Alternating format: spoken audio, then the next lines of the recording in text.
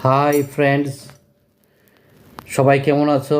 আশা করি সবাই ভালো আছো। সকাল সকাল চলে এলাম শুভ সকালের শুভেচ্ছা জানাতে। সঙ্গে দু একটা লাইন লিখেছিলাম, তা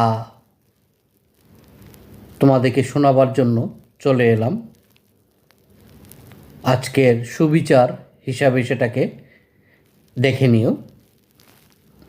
যদি পারো গভীর মনোচিন্তন করে, যদি পছন্দ হয় তবে লাইক, শেয়ার, কমেন্ট অবশ্যই করবে। সেটার অপেক্ষায় থাকব। তাহলে সময় আর নষ্ট না করে সুবিচারটা শোনাতে যাচ্ছি, একটু মন দিয়ে শোনো। কলম বাজারে বিক্রি হলে সমাজ বিকশিত হয়। কলম বাজারে বিক্রি হলে